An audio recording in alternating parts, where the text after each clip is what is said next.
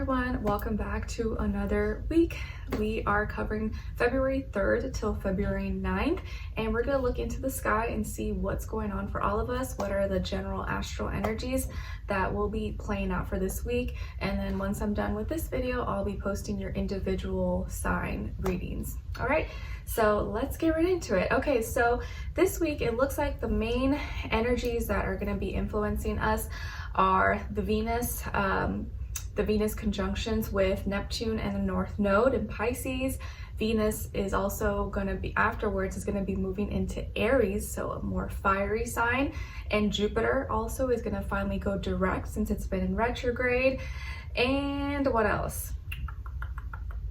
And the Sun in Aquarius is going to be conjuncting Mercury. So lots more conjunctions taking place as we kind of started to see that trend last week.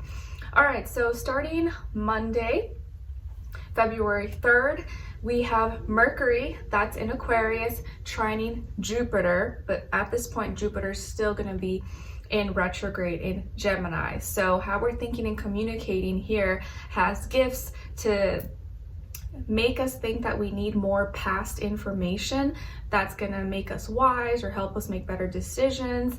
But because Jupiter is debilitated in Gemini, we may think that we need this information or that more information is helping us, but really it's not, or it's leading us down the wrong path. So it's just something to keep in mind that some of the things we think are wise or we think is the right source, we think are the right facts, may actually not be the case. But it could feel like it, especially because here how we're thinking and communicating feels like it's easy to get this information. It's easy, or it feels like it sounds right, it looks good, like that person seems to be really smart, or it makes sense, but it might not be the wise thing to do. So it's just something to keep in mind here, because Mercury in Aquarius is vibing, with Gemini here, since they're both air signs. And naturally how we're thinking and communicating is a little more logically, more fixated air, more about, innovative ideas. And because it's trining Jupiter here, Mercury how we're naturally thinking and communicating, we may already kind of be like, oh yeah, that's right.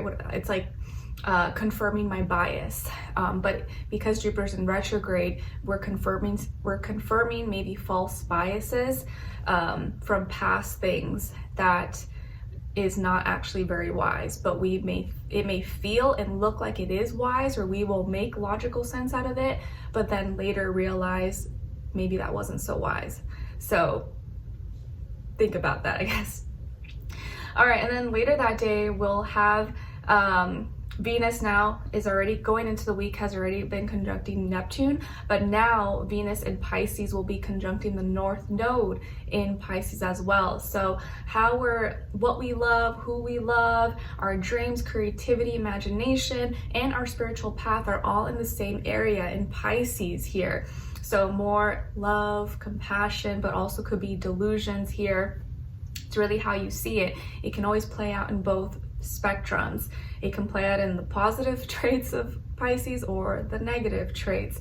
But because there's so much energy in that area in Pisces, naturally here what we love, how we love is in the same area. It's playing out as our dreams, our creativity, naturally what we're maybe thinking about and maybe even literally like dreaming about and wishing for. But now it conjuncting also the North Node, I actually think this is a good thing, because naturally what we're feeling drawn towards, what we love, how we're maybe going for, why we're going for things and why we like it, is going to naturally align with our North Node, our spiritual path, and where we're meant to go. So this will help give us courage to actually do those things that maybe feel a little bit scary, that make us feel maybe a little vulnerable, maybe are calling for us to be more open-hearted, show a little more love, more compassion, not close our hearts out or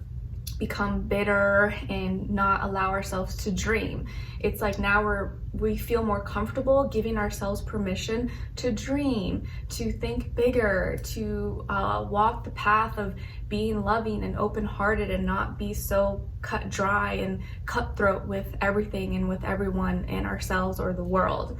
So Venus here in Pisces is helping us to see where we need to go, what path we need to follow, and have the courage to do so. Right now it will feel a little less scary, and because naturally what we love and how we love is playing out in that way, where what we love and what we're doing is gonna naturally take us on our North Node path.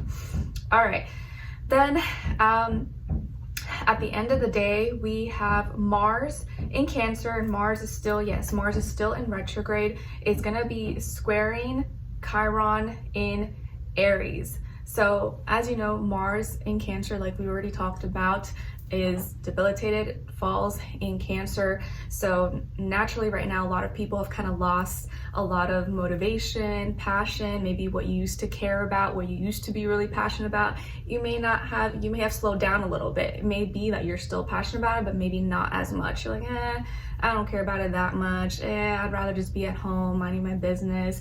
Especially if you're like where you're living right now is like the winter time.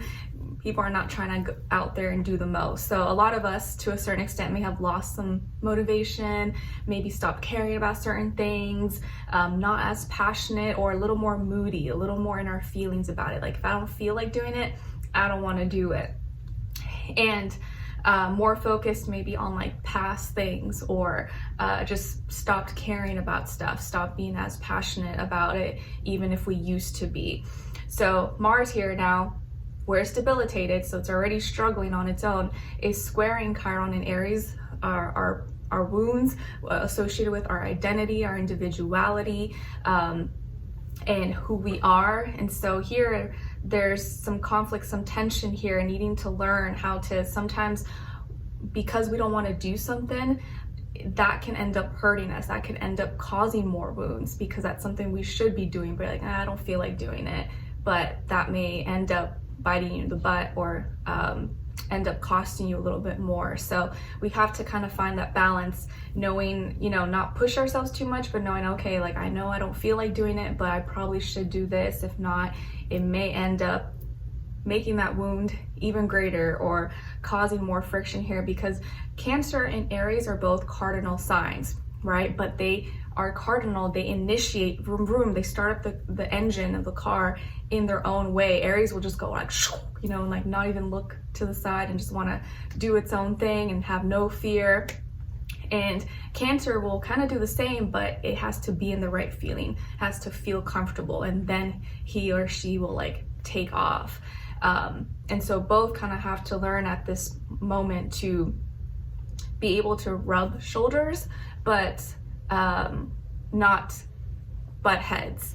So it's a little bit tricky there, but it's not a major alignment, so nothing to spend too much time on.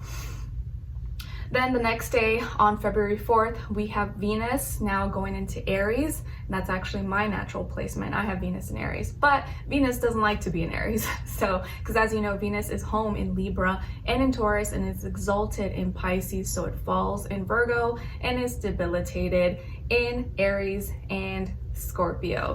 So, naturally now, what we love, who we love, how we love may come across maybe a little bit aggressive, a little bit feisty, maybe a little bit too much, too expressive. People may be a little more, vocal or passionate about what they love and may go hard for it. And it may come across as selfish, or either what you love or who you love may be self-serving, and you may not even realize it, because it can play out both ways. Either you may come across as you're being selfish, or the people, places, things you're drawn towards, you're attracted towards, could be selfish, self-centered people, or for self-motivated reasons. And because Venus here is debilitated, what we love and how we love it, we may not really be thinking about other people when we're going for things or their opinions. We kind of like, well, this is what I want to do, so deal with it. And that could cause some issues, within relationships, whether it's like friendships, romantic relationships, things like that. People now are going to be like, well, this is what I want to do, too bad. And so that can kind of make it a little bit difficult to get along sometimes with people, because they'll be like, oh, fine, like, man, like, that person's not considering my feelings. They just want to do their own thing.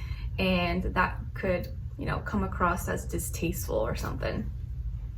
All right, then later that day, so I guess February 4th, yeah, is pretty much the main day this week because Venus goes into Aries, and then afterwards, Jupiter in Gemini now goes direct. So Jupiter has been in retrograde, and now it's going direct, but as you know, because it's already in Gemini and it's debilitated there, Jupiter going direct is not really that great. It's not really making things that much better. It's just like a little less worse. When it was in retrograde, it's just a little more, is a little worse position. Now it going direct is just like less worse because now, or at least we're focusing more, we're obtaining, or we think we need more information about current circumstances, about current and now future circumstances. But remember, throughout this time that Jupiter is in Gemini, catch yourself that we may be getting bombarded with too much information or thinking like we need more information, we need more this, more that, and that may not be the case. And you think that's making you smart, or that's helping you level up or be wise. But remember, Jupiter is home in Sagittarius, and so it wants us to experience, to feel things, not just read about it, not just learn about it. And so you may think, oh, all this information, I'm so smart, I know it all, but you haven't done the thing, so you actually don't really know it. Or we may think, oh, all this information is helping us and is making us grow, but that's not always the case. So we have to keep that in mind, that not all information is good information, and just because you can have more, it doesn't mean it's gonna like elevate you. It doesn't mean it's gonna make you wise. You can have all the books in the world and you could still be like, you know, dumb as bricks. Not to come across as offensive there, but it's just something to keep in mind with Jupiter and Gemini now, because you probably see that like online, there's like so much information about everything, there's so many things, and not all of it is always real, not all of it is always, you know, the facts or truth. But because it may sound good or come across a certain way, we think that it's real, or we think that we need it. All right, and then on February 7th, a few days later, we have Venus in Aries now is going to be sextiling Pluto in Aquarius. So what we love, how we love in Aries has opportunities to transform, to go through a lot of changes here with Pluto in Aquarius. So you want to keep that in mind, because this can go in a positive direction. It could be like a really good thing, like, okay, good, I wanted this to change, or I wanted this to transform. Or it could be like, oops, I didn't mean for that, like I opened my mouth in a certain way, because remember, Venus is in Aries, and so we may think this is the right thing to do, but because it's for selfish reasons, or because we were too feisty, too fiery about it, and we initiated before we really thought about it, that can lead to immediate or fast transformation or endings. I wouldn't be surprised around this time, Venus sextiling Pluto, that we could see breakups, divorces. I know I saw when I opened my app, like Jessica Alba and her husband were getting divorced or something. You may see a lot more relationship, maybe issues taking place, or just what people love, what people are naturally drawn towards at this moment is going to be going through a lot of transformation, lots of changes, intensity with that Pluto energy here. So you want to be careful that you don't get yourself into trouble, or it doesn't play out in the not so favorable way. All right, and then the next day on February 8th, we have the Sun in Aquarius now sextiling Chiron in Aries. So our actions and what we're naturally doing has opportunities to maybe lighten things up when it comes to our wounds, our individuality, our identity, who we are. So the Sun in Aquarius, I think, is helping us to maybe bring more logic and see things, give an outside perspective, make some reasoning out of that wound that could have happened. Like, oh, you know what, that wasn't so bad. Like it, you know, it made you who you are today. And now you can be proud to be different and unique. And now, because you learned how to do that alone and no one helped you, or no one was in that position except you got yourself in it, but you got yourself out of that. Now you have all the tools, you have all that experience. Whereas if you had had all this help, maybe you wouldn't have gained all that experience or knew more about yourself, because you went through that thing, that trauma or that pain. You learned so much, you became a stronger person. So the sun in Aquarius is kind of helping bring some light, or bring some lightheartedness, or maybe helping you to detach from wounds, helping you to detach from like identity crisis or not knowing yourself, and just like, you know what, it's not that deep. Don't even like attach yourself to certain things. Because, you know, Aquarius season's like that ghosting season where people will ghost each other, disassociate, I don't care about your feelings, because if you're not like-minded, or if I don't feel like we vibe mentally, you know, have that mental stimulation, I'm out. All right, and then we have Mercury later that day. Mercury in Aquarius sextiling Chiron. So now how we're, the sun and Mercury both sextiling Chiron. So our actions and also how we're thinking and communicating are both going to help lighten things up with Chiron when dealing with our wounds, our identity, which because Chiron is in Aries and Venus is in Aries, I do feel like that can balance each other out. And so our sun and Mercury can help bring a little lightheartedness into Venus and Chiron here. All right, now to end off the week on February 9th, we have the sun in Aquarius conjuncting Mercury. So our actions are how we're acting, and what we're doing is in the same place of how we're thinking and communicating. So how we're naturally acting out, what we're doing is going to literally be like what's on our mind. So it's kind of hard to hide how you really feel or what you're really thinking. So what's on your mind and how you're like processing certain things is going to naturally play out in your actions. So like if you don't like someone, you're probably going to like not be around them, or you're not going to be talking to them. If you do like someone, you're probably going to be conversing with them more, or attempting to connect with them. And so here, like how we're thinking, how we're communicating, and our actions, they're pretty much in the same place. So you can't run from your thoughts. Like it's gonna be really obvious what's on your mind. It's showing through your actions for everybody, basically. And so yeah, if something's on your mind, you're gonna probably do it, or you're gonna be more motivated to just like do it and not like think twice about it. And then to end off the day, we have Mars in Cancer, which is still in retrograde, yes, trining Saturn in Pisces.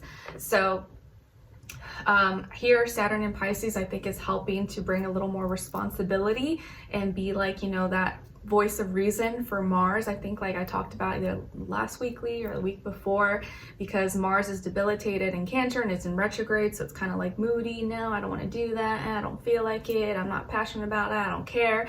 Where Saturn's like, hey, this is your role. This is your responsibility. Remember, you signed up for this. You got to go do it. If not, your dreams is not going to happen. Your bills are not going to get paid. This and this and that. So, and because Saturn is in Pisces and Cancer get along, and so Mars here in Cancer is more willing to like listen to Saturn. It's like, okay, all right. Whereas like, you know, if you're talking to someone that you already don't like, you're like, I don't even care what they have to say, even if they're right, I'm not even going to pay attention. But when you already have a relationship with someone, you know, they kind of understand where you're coming from, and they're speaking to you in a way that's not like belittling or, you know, talking down to you. You're more willing to be open, because you know, like, okay, they mean well, all right, I don't want to do that, but I know you're right, okay, I'll go handle my responsibilities. And so Saturn here is kind of helping our passions, our motivations to be like, I know you don't want to, I know it doesn't feel good, it's not comfortable, you're not at home, but hey, we got to do this, come on, I'll help you out.